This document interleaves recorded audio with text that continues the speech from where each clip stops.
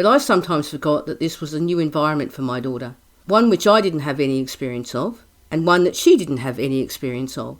So what she needed was people who actually did have experience of the environment that she was going into.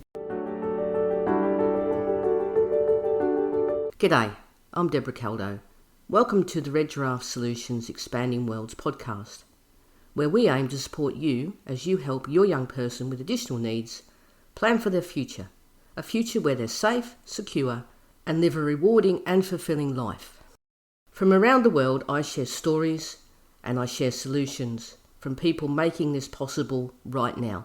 I'm a parent of a young person with additional needs, so I understand the challenges.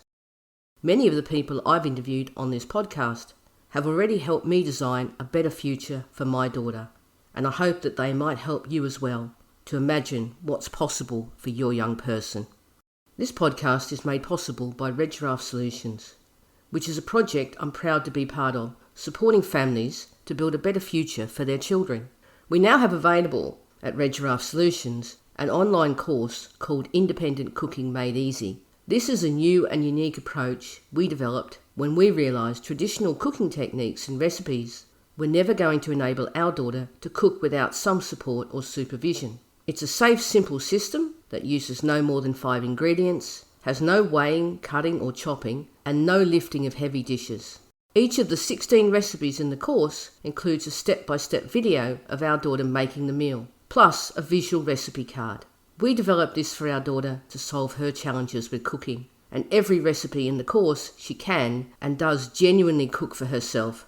You can find a link to the course in this episode's show notes.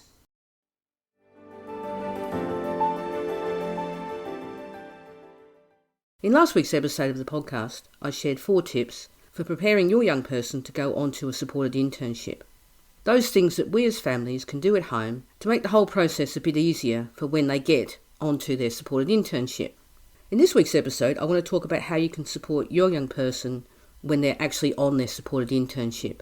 But I guess I should start by talking about the fact that supporting them on their supported internship is actually the wrong word. Because I think the key thing that I would say is that you need to trust in the process. The actual supported internship itself, if it's well managed, as my daughter's was, you won't need to do an awful lot. And in fact, as a job coach I spoke to on the podcast told me, the best thing that parents and families can do is not get involved. She said it was a time for them to step back because there's a solid proven structure that supported internships follow. Most of the people involved in delivering supported internships have had quality training in things like systematic instruction and know how to deal with situations that can arise. And I know the temptation, because I had it, it's to think that sometimes, well, I know my child better than anyone else. Yes, that'll always be true, but I sometimes forgot that this was a new environment for my daughter, one which I didn't have any experience of, and one that she didn't have any experience of. So what she needed was people who actually did have experience of the environment that she was going into.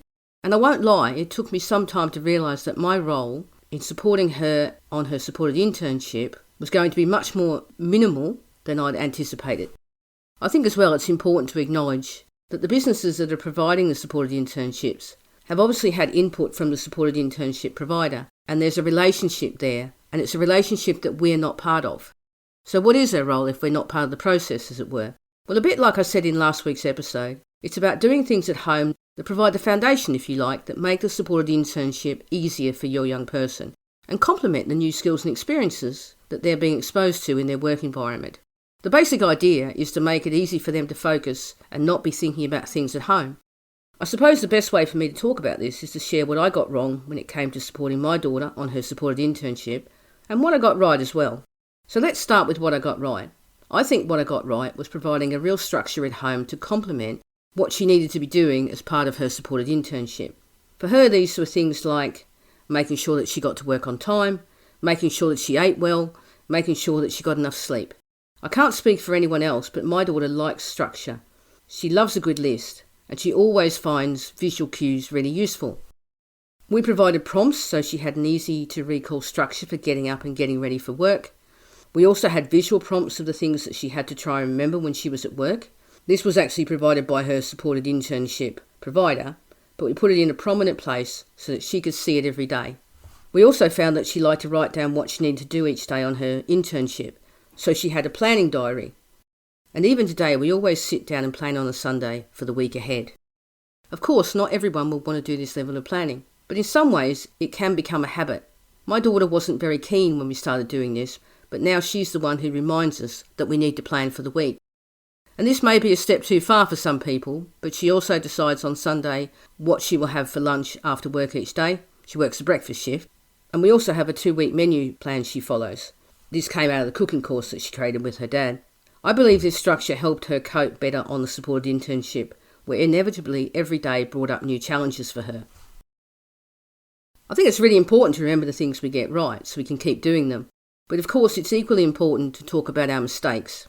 I think I had really one main issue, if I'm honest, and that's that I was the ultimate worrier. I got way more worried than I needed to be, and I didn't trust in the process. Because I suppose at the beginning I didn't really understand how robust the process is. I didn't understand that whatever happened was going to happen anyway, whatever I did at home. I just didn't get that the organisation that was delivering the supported internship, well, they knew what they were doing, and they had a plan for whatever was going to happen. Of course, I'm aware that not every organisation or employer is as competent as hers have been. Clearly, if you have a poor provider, then this advice isn't the right advice. But I guess there, it comes to doing the research and finding out as much as you can about the providers of supported internships locally, looking at their success rates, looking at who the partner employers are. Because ultimately, this is one of the most important decisions you'll ever support your young person to make. And finally, the other mistake that I made, and one I still think I make sometimes, was not giving my daughter the respect she deserves. Whilst I can worry about her future, it's unfair for me to burden her with my worries. This idea of really letting go is something I suspect I'll struggle with until I'm forced to let go, if you know what I mean. But I do hope I will get better at it, as she gets better at reminding me she's doing just fine without my help.